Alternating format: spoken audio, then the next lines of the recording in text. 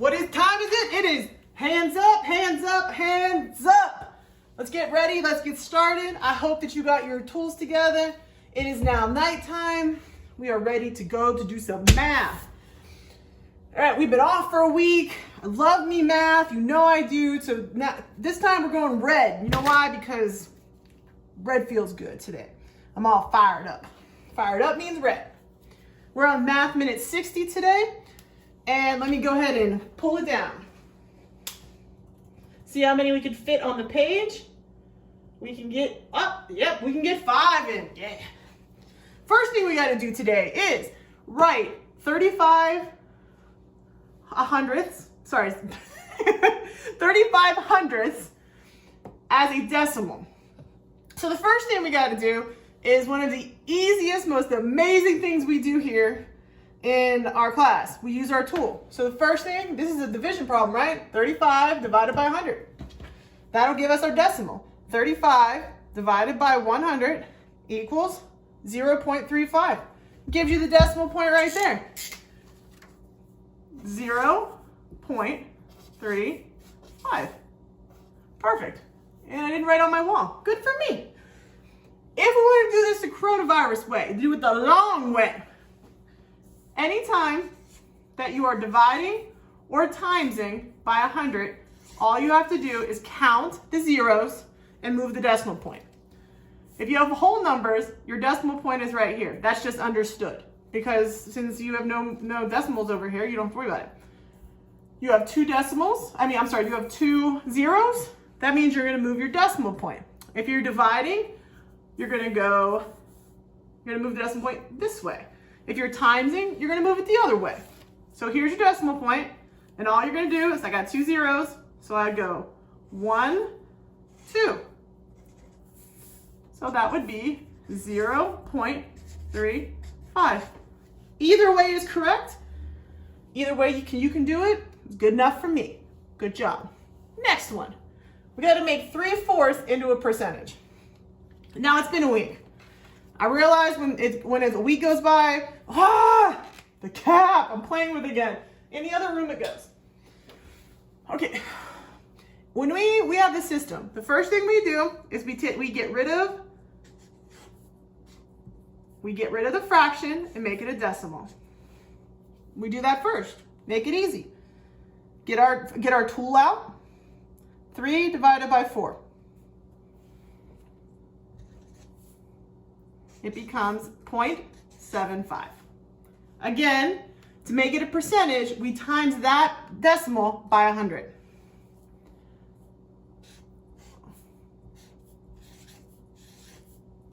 So what is up? We have the same thing again. Look at that. So with two different ways. Let's do it the tool way, and then we'll do it the different way. So 0.75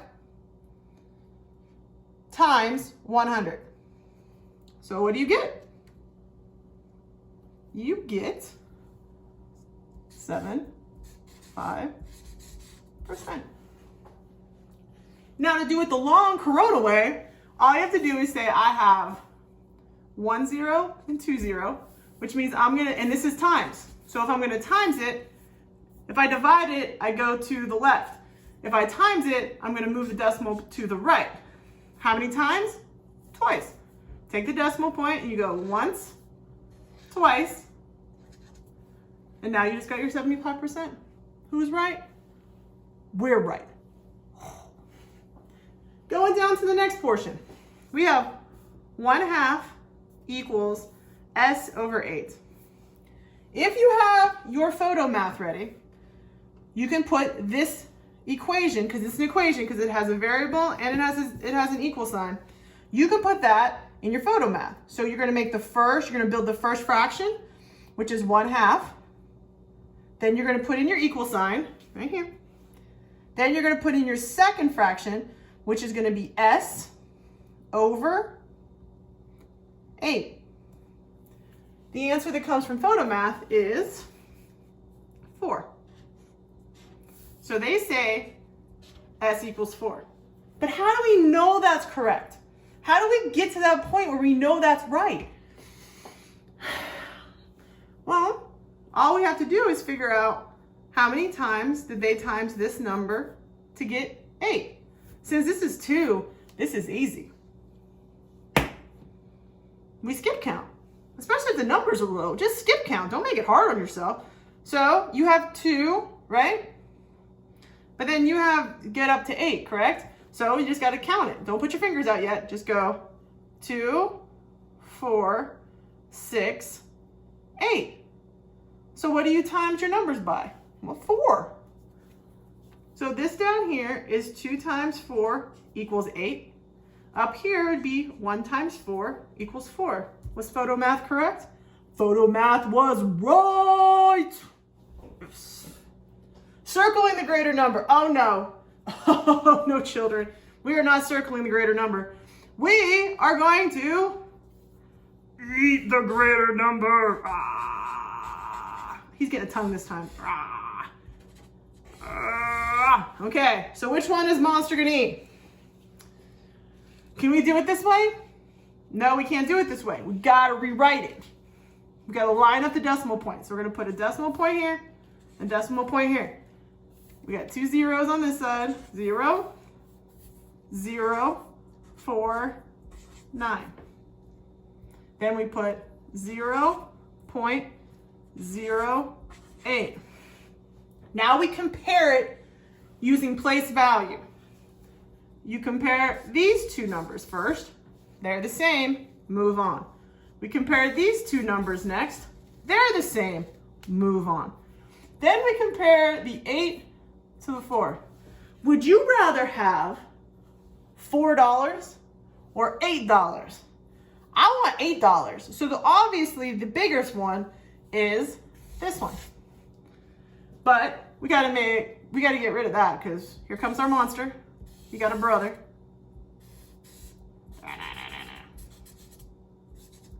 Put a little horn on him. He's ready to go. That's the one we eat. Nice job. Round 15.402 to the nearest tenth. How we round. There's rounding calculators on Google that you can easily use. You may use your tool. Totally cool with that. Going back to this number. So nearest tenth, we want to round this number here, the 4. It's either going to stay a 4 or go to 5. It doesn't do anything else when you round a number. Either stays the same or goes up 1. Here's the thing. How did I know that was the tenths? Because here's my decimal point, and it's tenths, hundredths, thousands. If you need a place value calculator, they have them online. Even they color code them for you too. So if you need the help, take the help. So here's our tenth.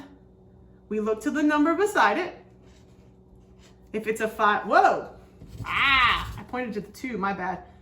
It's the 0. Ready? If it's 5 or higher. 0. Did I get to it before I got to 5? Yes, I did. So that stays the same. So the number, it's 14.4. Because the number next to it is 0, you don't have to move it up. So we're good there. You feel proud? I feel proud. I feel good about that. That was nice. So what we're gonna do is we are going to, I don't know why I got this ginormous piece of tape. Look how big this tape is. All right. Nope, it's not gonna work. So let's do it this way. I've come up with so many different ways to do that. And it's just, every time I figure out a new way to do it, it just seems dumb. Let's try this way. We've already done those ones, so let's move it down to the last 5. Can I get them all in? Yes, I can. Yes, I can. The first one, let's move that down just a little bit more because the problem with that, I can't really see that part, but I'll get it down. We have the same type of problem we've already done. Okay, so think about it. Think, children. What are we gonna do now?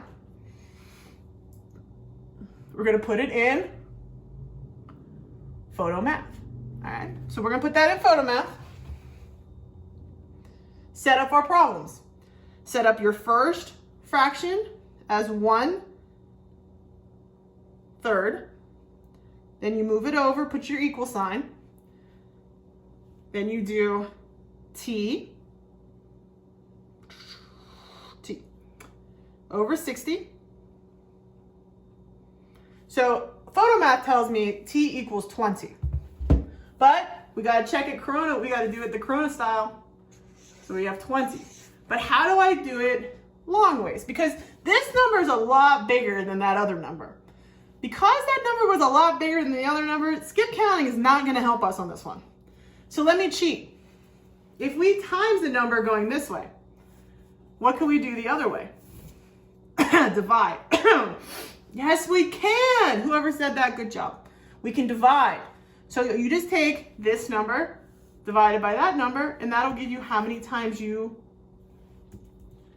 just follow along. It's very complicated to explain. You're going to take 60 divided by 3. So 60 divided by 3 equals 20. So the bottom down here, the bottom to figure it out was 3 times 20 equals 60. So that gave, see, 3. We found out the missing number was 20, so it became 60. Then up here, we have to do it the opposite way. So 1 times the same number, because you can't times those by two separate numbers, it wouldn't be equal. Times 20 equals your number down here. So what is our answer? 20. Because anytime a number is times 1, it's the same number. So that becomes 20. So we know that that t equals 20. Mwah, excelente. Write 2 out of 7 as a fraction. Remember, but this is a probability sign. So 2 out of every 7 times. Which one, how do we build a fraction? Ooh, let's push this up just a little bit so that shape at the bottom pops up. There we go. How many, when we build a fraction is the whole goes on the bottom, and whatever parts we're looking at goes on the top. So listen when I say this, because this one's almost a common sense type of problems. 2 out of 7. So our parts are 2. So we put the 2 on the top. What's our whole then? Out of 7. Great. Now, how you would see this in a regular type of problem that you would see in a real world. So for example, you had a bowl, you had 7 marbles in it. 1, 2, 3, 4, 5, 6, 7. They're telling you 2 of those marbles are red. So if we wanted to do the other part, is that 5 out of 7 as a fraction would be, because we've already done this part, so these ones are red. How many are white? 5 out of 7. This number, or this series, this, and this, and this are all related to each other. So, math is a beautiful thing. Number 8, if A equals 100 and B equals 6/100ths, then AB equals what? Equals what? Here,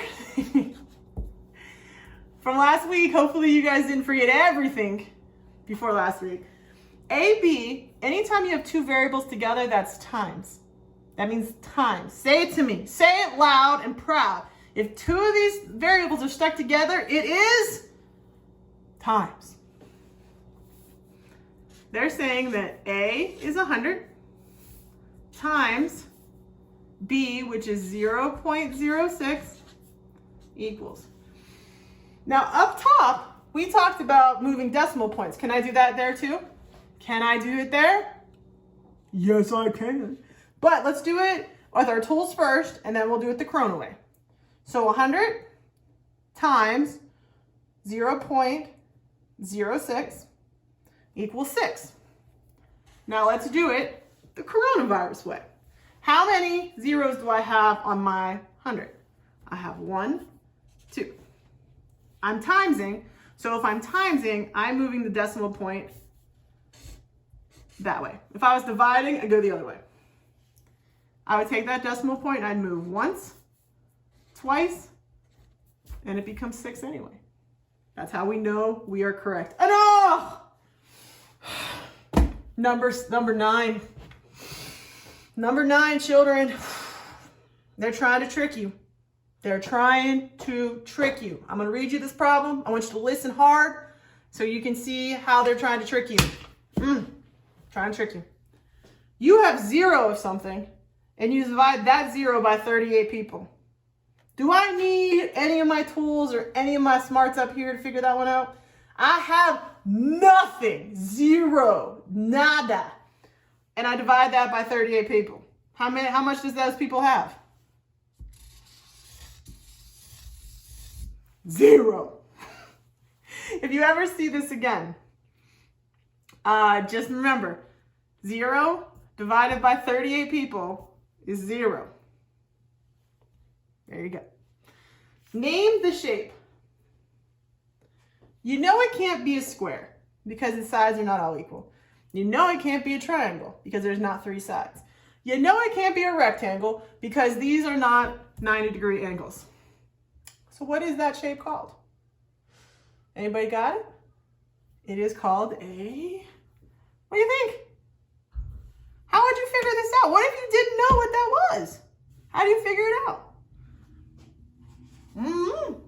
That's crazy, right?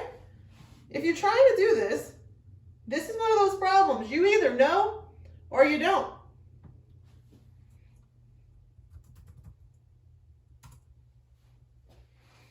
So we look to our tools.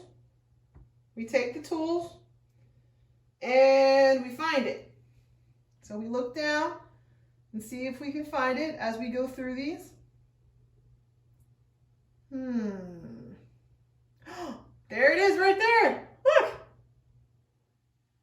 It is right there. It is a trapezoid. It's not, they don't actually spell it correctly on there, which is kind of insane. So, see if they have another one over here somewhere. And is this cheating? No, because you have to know them. If you don't know them, you need to look them up. And it's on there. Hold on.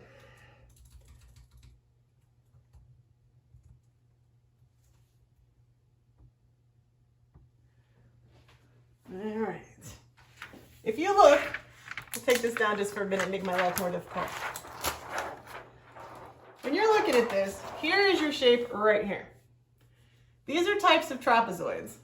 It makes it very difficult to do an area of a trapezoid, and then they're trying to explain that to you right here. If you see a shape that looks like that, that is called a trapezoid. Say trapezoid. Good. All right. All right.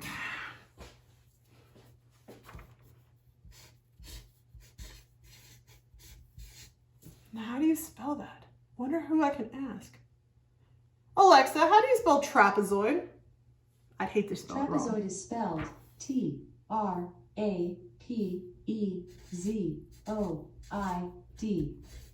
I always forget that E. There you go. That would be our math minute number 60. I feel very successful on that. I hope you feel very successful on that.